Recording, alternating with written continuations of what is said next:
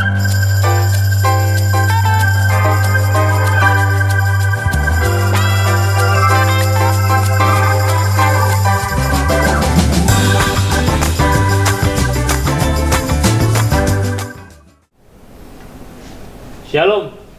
kita jumpa lagi dalam program GIP Bicara. Hari ini kita bersama dengan Pastor Advendi Hasibuan. Halo. Dan Bapak Cakra. Halo. Ya, hari ini kita akan membahas firman Tuhan yang akan terambil dari Paulus. Ya, sebelum itu mari kita berdoa. Terima kasih Tuhan untuk kesempatan kami boleh berbincang-bincang bicara. Kiranya Tuhan menolong kami untuk apa yang kami bicarakan ini berkenan di hati-Mu dan bisa mencerahkan setiap hati kami. Bahkan yang mendengar dari acara ini, Tuhan berikan pengertian lebih jauh lagi. Kami menyerahkannya semua ke dalam tangan-Mu. Kiranya di dalam nama Tuhan Yesus semua ini Tuhan dipermuliakan. Amin. Nah, kita akan melanjutkan lagi membahas mengenai Paulus, Pak. Ya. Nah, kira-kira apa yang akan kita bicarakan, Pak? Ya, kita tetap akan bicarakan tentang paradoks Paulus. Ya, ini sesuatu yang menarik dalam sekian banyak teologi atau pengajaran Paulus, yaitu paradoks sikap atau pengajaran Paulus ini. Ya, episode yang sebelumnya kita udah bahas sudah tapi belum temanya. Sudah tapi belum. Ya, sudah tapi belum. Betul. Ya, hari ini tema kita merdeka tapi masih menghamba. Di mana-mana merdeka itu ya merdeka. Ya. Tetapi ternyata dalam teologi Paulus kita temukan ternyata merdeka pun ada situasi atau status hamba bagi orang yang merdeka ini. Oh. Nah, Kok bisa gitu ya? Ya, menarik Pak ya. Ya, jadi kita kita ambil untuk lebih jelasnya kita akan bacakan ayatnya dari Roma 6 ayat 18. Silakan Pak. Ya, Roma 6 ayat 18. Demikian firman Tuhan. Kamu telah dimerdekakan dari dosa dan menjadi hamba kebenaran. Ya, jadi lagi-lagi untuk kesekian kali kita akan bahas paradoks dari Paulus ini. Ya, paradoks itu adalah dua situasi yang berbeda, tapi saat yang bersamaan. Ya. At the same time, kita ini adalah dikatakan orang-orang yang merdeka, tapi juga hamba kebenaran. Merdeka dari apa? Merdeka dari dosa, ya kan? Jadi dulu itu kita adalah kelompok orang yang berdosa, sehingga Yesus perlu datang ke dunia itu ke dunia ini untuk menebus dosa-dosa kita, dan kita dimerdekakan, dilepas dari belenggu dosa itu, sehingga kita dimerdekakan. Jadi kita tadinya hamba kegelapan, tapi oleh karena Yesus mati buat kita dimerdekakan, dilepas rantai-rantai belenggu itu. Tapi ingat, pada saat yang bersamaan ketika kita dimerdekakan oleh Tuhan, ya, kita ini sekaligus langsung menjadi hamba. Tapi hambanya ke siapa? Hamba kepada kebenaran. Ya. Kebenaran kalau secara personifikasi pasti Yesus. Ya. Tapi kebenaran di sini juga adalah semua yang diajarkan Tuhan. Begitu kita dibukakan kepada hal-hal yang kaitannya dengan kekudusan, itulah salah satu kebenaran kan gitu ya.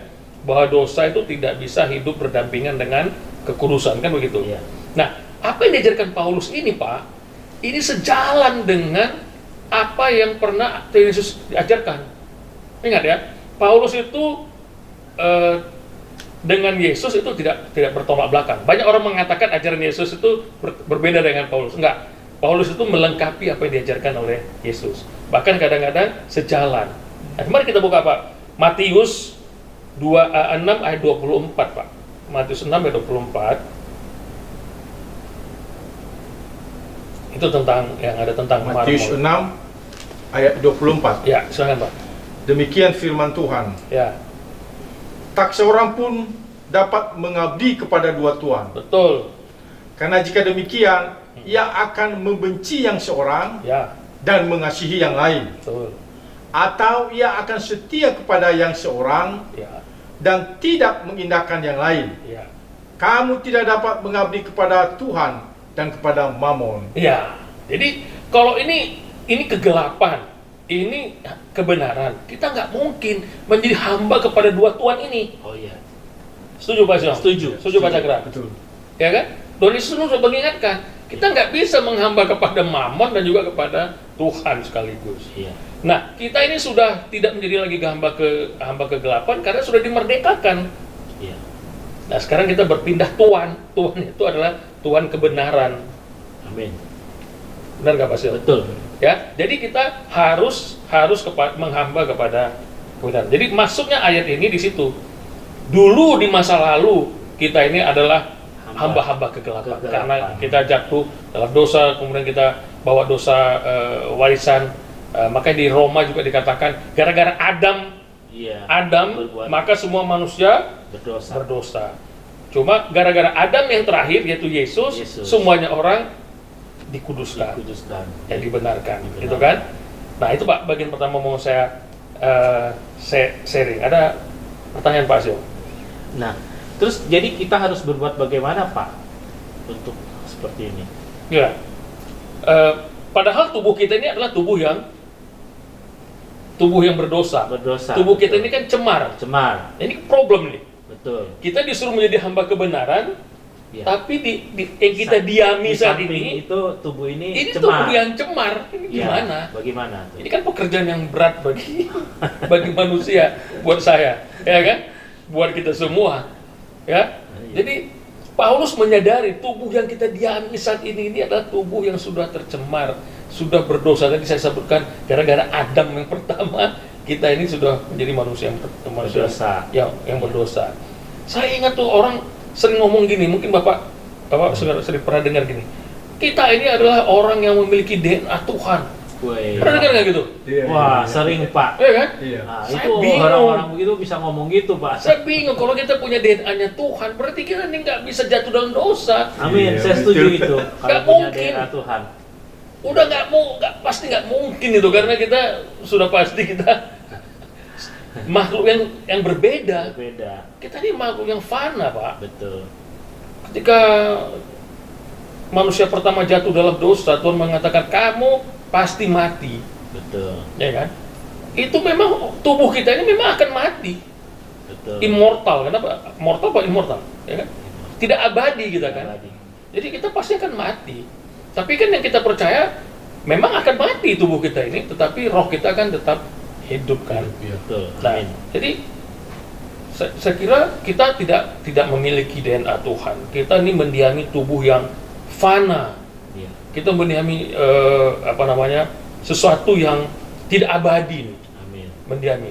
Tetapi kan kita sudah ditebus oleh Tuhan. Amin. Ya kan? Dan kita punya moralitas yang yang harus kita lakukan karena bayar harga kepada apa yang sudah Tuhan Yesus lakukan di 2000 tahun yang lalu, kan gitu kan? Yeah. Jadi konsekuensi logis. Karena saya sudah dibeli, maka saya berpindah, tidak lagi menjadi hamba dunia ini, tapi saya menjadi hambanya Tuhan. Amin. Betul. Sebetulnya kita tidak punya lagi hak terhadap diri kita karena kita sudah dibeli. Iya, betul. Dan harganya sudah lunas. Betul. Berarti kita harus pindah Tuhan dong. Iya. Nah, gitu kan? Harusnya begitu. Tapi karena tubuh kita ini mendiami tubuh yang cemar ini, nah, tubuh yang lama. Inilah yang Paulus itu frustasi, menurut saya frustasi. Sampai dia bilang, aku ini manusia celaka. Karena dia bilang, apa yang mau kulakukan yang baik, yang datang yang keluar yang jahat. Iya. Bapak pernah ngerasain nggak? Iya. Saya sering juga. Iya. Saya baru habis dengar khotbah, habis nyanyi-nyanyi senang puji Tuhan. Iya. Tahu-tahu ada anak saya bikin ulah. Marah jadinya. Aduh Tuhan, saya sebenarnya nggak mau marah. Tapi kok kenapa yang keluar marah gitu loh. Berarti ada, dulu saya belajar fisika ya, ada energi potensial yang membuat kita ini gampang sekali jatuh ke manusia lama. Coba Bapak baca tuh. Paulus tadi yang saya bilang, dia bilang sampai frustasi begitu ya. Roma 7:19 Pak. Roma 7 ayat 19. Ya. Demikian firman Tuhan. Sebab bukan apa yang aku kehendaki, yaitu yang baik yang aku perbuat, melainkan apa yang tidak aku kehendaki, yaitu yang jahat yang aku perbuat. Wow, itu dia. Jadi saya bilang ini adalah apa ya, Pak? Peperangan abadi, Pak. Peperangan abadi, ya. Di dalam tubuh kita nih, dalam hidup kita nih. Kenapa saya bilang peperangan abadi? As long as, sepanjang kita nggak mati-mati, ini peperangan terus. Jadi setiap orang percaya, orang Kristen, walaupun sudah menerima Yesus dan dinyatakan sudah dimerdekakan, tapi terjadi peperangan itu harus dan harus dilewati. Harus kita lawan ya. Harus kita lawan. Jadi inilah saya bilang peperangan abadi itu. Peperangan abadi. Ya, jadi saya gambarkan seolah-olah ini hati kita. Si jahat sama yang si baik. Ini berantem terus, bertinju terus. Ya. Karena yang aku kehendaki, tetapi yang jahat yang berbuat itu. Karena tubuh kita ini, kalau kita perdalaman lagi antropologinya Paulus, kan tubuh kita dibagi macam-macam. Sangat kompleks sekali ya. Nah, tapi firman Tuhan mengatakan, tapi syukur kepada Elohim karena Kristus. Amin. Ya kan? Kita dapat dilepaskan dari kuasa dosa. Memang itulah yang saya katakan, ada sesuatu yang mampu membuat kita berdosa itu kita anggap, bukan kita anggap, itulah yang kita rasakan sebagai sebuah kuasa. Ada kuasa di sini. Kuasa yang selalu ingin mendorong kita masuk kepada itu tuh, dosa. Ke arah dosa itu. Ya kan? Makanya manusia begini. Ini saya ada baca sebuah pernyataan dari sebuah buku teologi. Apa bedanya manusia pertama dengan manusia yang sekarang ini, yang sudah ditebus oleh Yesus? Ya kan? Manusia yang ditebus oleh Yesus, kita itu sudah tahu kebenaran, tetapi masih bisa dapat jatuh.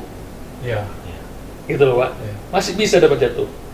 Tapi manusia yang pertama, dia kan nggak kenal dosa, dosa, betul. Ya kan? Tetapi dapat berbuat dosa. Dapat. Jadi jangan katakan Adam dan Hawa itu manusia yang sempurna yang nggak jatuh. Bisa. Nah, kita juga begitu. Waktu jatuh dalam dosa, maka semua hilang kemuliaan Tuhan, kita menjadi manusia berdosa, sampai Yesus datang kedua kali menebus kita. Kita sudah tahu kebenaran, dan kita sudah dibeli oleh darah Yesus. Kita pun juga menjadi orang yang sudah dibenarkan, tapi kita kadang sewaktu-waktu bisa jatuh gitu. Tapi banyak orang Kristen sekarang nih, Pak. Jadilah kehendakmu ya Tuhan. Gitu. Pasrah. Padahal harus dilawan. Betul. Jadi begini ya. Paulus itu kan terkenal dengan teologinya mengatakan justification by faith of Christ. Dibenarkan oleh iman kepada Kristus. Dibenarkan itu secara de jure udah dibenarkan, Pak. Betul. Amin.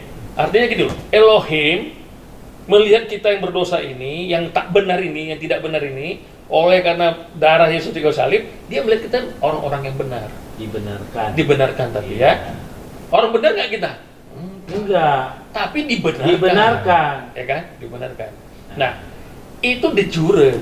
De factonya bisa nggak kita menjadi tidak benar? Iya, bisa. Seperti kita kalau jadi orang percaya nih, kan disebut anak Tuhan. Iya. Tapi benar nggak anak Tuhan?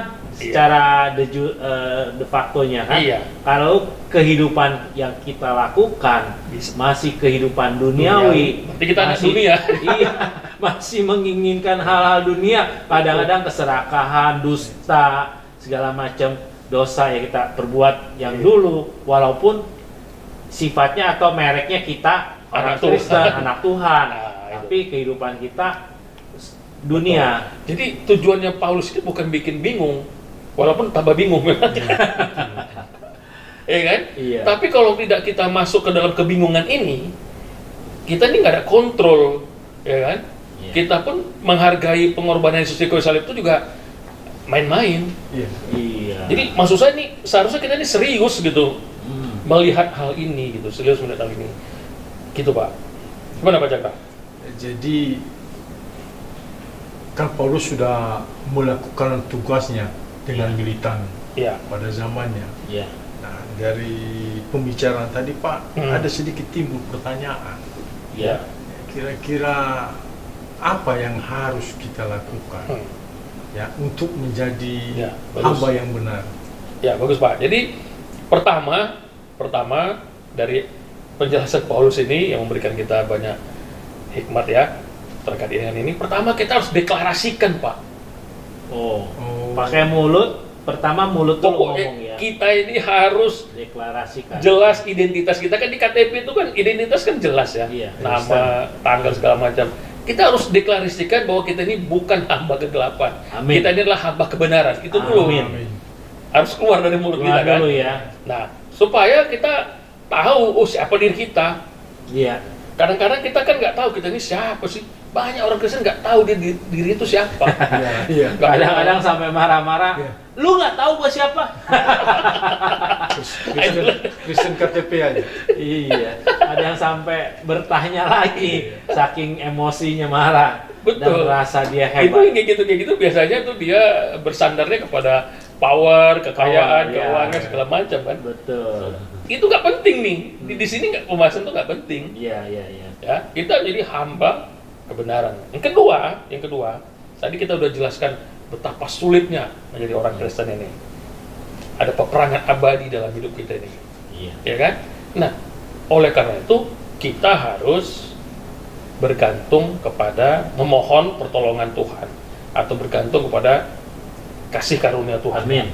Ya kan? Iya. Jadi kasih karunia definisinya apa? Kasih karunia itu adalah pertolongan Tuhan ya untuk kita lakukan sesuai dengan kehendaknya Tuhan. Jadi bukan Tuhan melakukan. Nah, tadi Bapak bilang kehendakmu jadilah, bukan gitu. itu bahasa orang-orang yang bagian kita itu harus kita lakukan. Bagian gitu. Maksud saya gitu. Iya. Cuman kan banyak orang-orang Kristen menyerahkannya, ya terjadilah apa yang terjadi gitu. Bisa. Nggak bisa, benar. Iya. Kan iya. Tuhan kan mengharapkan kita supaya dosa tidak berkuasa lagi hidup kita. Kalau statementnya seperti itu, tidak berkuasa lagi, berarti itu Tuhan tuh tidak menjadikan kita ini seperti robot. Betul. Ya kan? Tuhan tidak bisa mengintervensi sampai kepada perasaan, kemauan, sampai apa yang kita lakukan. Kita kan nggak diperlakukan seperti itu kan Pak, sama Tuhan. Betul. Ya kan? Makanya kita perlu ada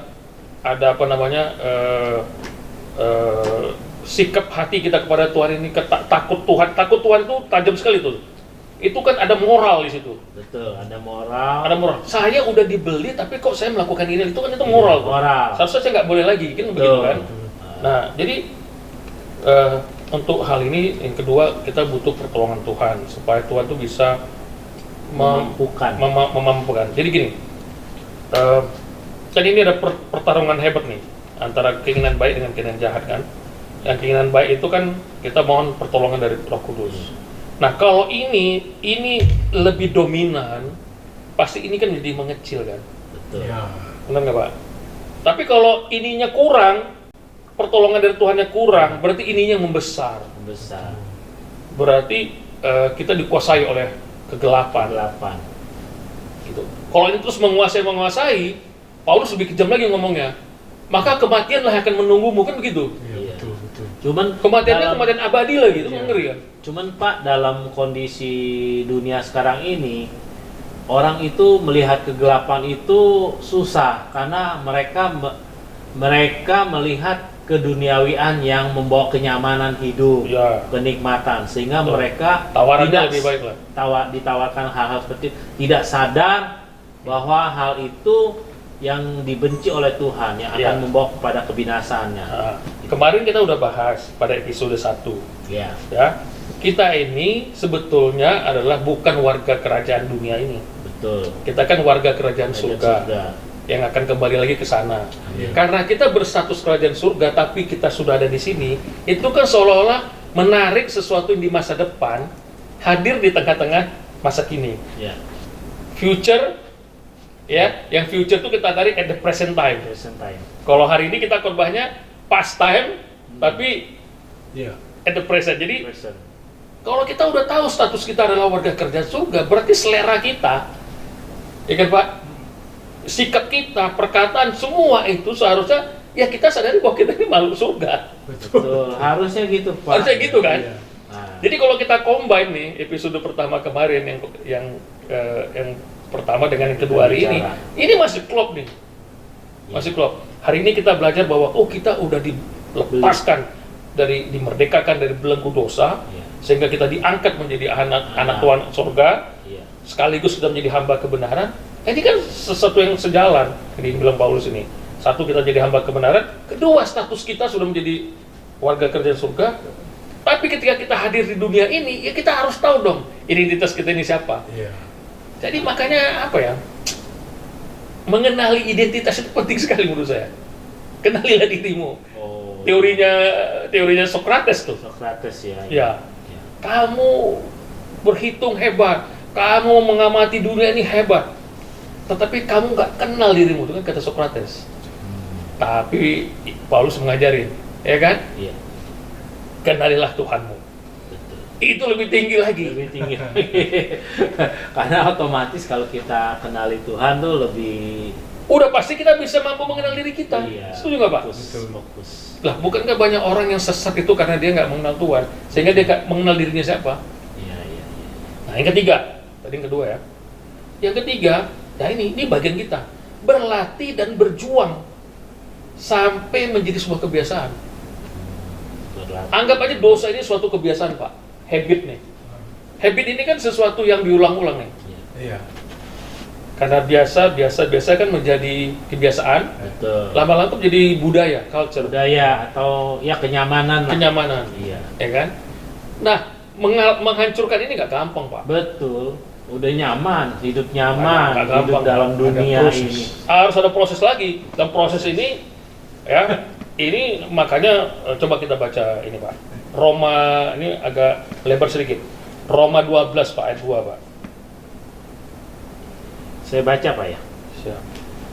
Roma pasal 12 ayat kedua. Janganlah kamu menjadi serupa dengan dunia ini, tetapi berubahlah oleh pembaruan budimu, sehingga kamu dapat membedakan manakah kehendak Tuhan, apa yang baik, yang berkenan pada Tuhan, dan yang sempurna. Ya, berubah di sini kan menggunakan bahasa Yunaninya metamorpho, atau sekarang ini metamorfosis. Nah, metamorfosis waktu kita sekolah kan itu contohnya seperti misalnya kupu-kupu, ya, dari telur, ulat, kepompong, kupu-kupu. Nah, apa yang kita pelajari dari proses ini, bahwa setiap proses itu sesuatu yang berbeda. Jadi nggak mirip-mirip. Betul. Kepompong, habis itu kupu-kupu. Jadi perubahan yang diinginkan di sini memang perubahan yang bukan bertahap lagi. Perubahan itu didefinisikan sebagai memang berbeda dari keadaan sebelumnya. Harus kayak gitu Pak. Iya, harus berubah. Kalau kita bilang kita anak Tuhan, kita harus kelihatan berubahnya. Harus kelihatan berubahnya dan buahnya. Iya. Ya, dari teladan kehidupannya, sikap hidupnya itu. Betul. Nah, jadi saya lihat ini memang luar biasa pembahasan kita ini Pak, tentang metamorfosis ini. Manusia yang sudah menerima Kristus, mereka harus sungguh-sungguh berubah, seperti yang Tuhan mau. Nyatalah bahwa dia sudah menjadi hamba kebenaran. Betul. Kalau berubah, kalau nggak berubah, berarti masih berjuang. Masih gitu. Manusia lama. Nomor 3 ini berjuang ini memang ada bagian kita harus berjuang. Tapi ada sedikit ya. Siapa? Pertanyaan di sini. Kadang-kadang ya sampai saat ini ya, nggak semua mungkin ya. Tapi manusia ini belum sadar itu warga kerjaan surga. Betul. Kenapa bisa begitu? Karena memang kita hidup dalam dunia ini, dan dunia ini sedang merencanakan manusia itu melupakan kebenaran daripada kehendak Tuhan itu. Jadi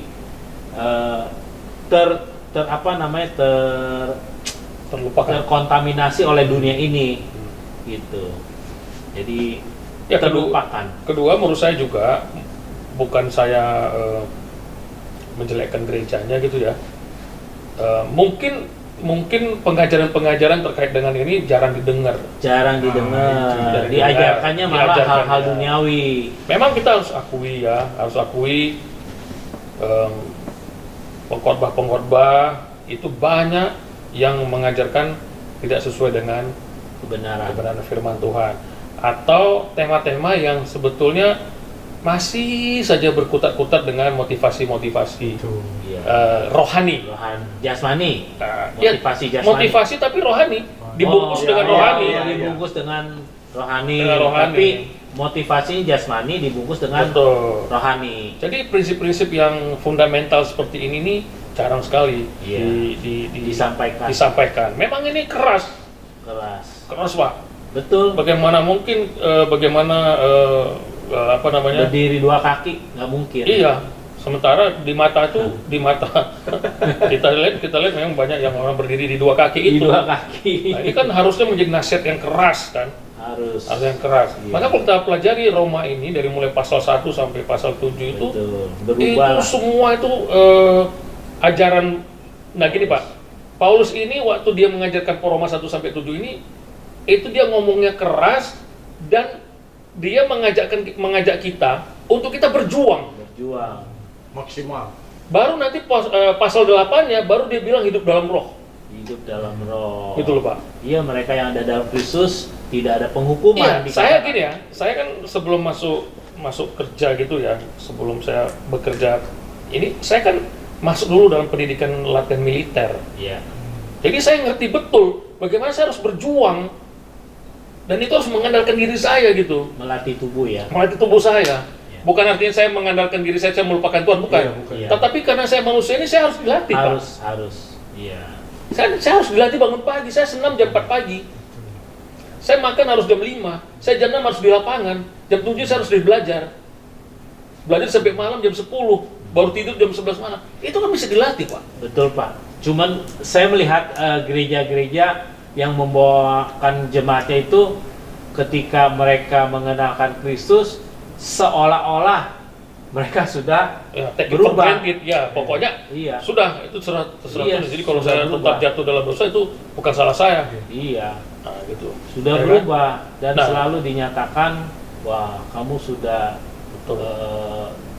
dilindungi oleh Tuhan atau sudah dikasih oleh Tuhan, selalu begitu. Tidak mau mengajarkan jemaatnya untuk berubah hidup sungguh-sungguh dalam Tuhan gitu. Iya, sebetulnya kalau kita punya anak saja kan kita amati tuh dia. Betul. Perubahannya, perkembangannya. Ya. Sanggup nggak gereja mengamati perubahan perilaku kita? Nggak sanggup. Pak Siong, monitor perubahan perilakunya. Mana sempat? Iya, nggak bisa ngikutin orang kemana-mana gitu. Nah, kita bersyukur di zaman ini gereja itu gereja bukan bangunannya tapi orang-orang Kristen ini ditolong oleh Roh Kudus ya. Jadi Roh Kudus inilah yang memampukan kita supaya kita menjadi hamba kebenaran. Ya. Tanpa Roh Kudus nggak bisa. Betul. Harus ada bimbingan Roh Kudus dan itu pun juga kita harus sungguh-sungguh minta, Pak. Ya. Bukan hanya sekedar Roh Kudus harus ada kemauan keras. Kemauan dengan bukan hanya berdoa tetapi dengan usaha sungguh-sungguh dari selain niat begitu. Jadi perbincangan kita hari ini luar biasa, Pak. Dan saya percaya kita semua yang sudah mendengarkan program bincang-bincang ini akan jadi berkat dalam kehidupan kita untuk kita menyadari bahwa bukan otomatis setelah kita menjadi orang percaya langsung kita sempurna, tetapi kita harus mengerjakan karena harus ada transformasi perubahan hidup kita supaya apa yang Tuhan mau itu boleh digenapi dalam kehidupan kita dan semuanya kita akan dimampukan sesuai dengan kehendak Tuhan. Ya, saya rasa cukup segitu. Kita berdoa untuk supaya bincang-bincang kita ini selain berkenan pada Tuhan juga boleh sungguh menjadi berkat bagi kita semua yang mendengarkan. Terima kasih Tuhan, apa yang kami boleh bicarakan ini kiranya Tuhan yang menolong kami semua, baik yang kami sebagai pembicara maupun yang mendengar, boleh memikirkan sikap hidup kami yang seharusnya yang kami nyatakan di hadapan Tuhan.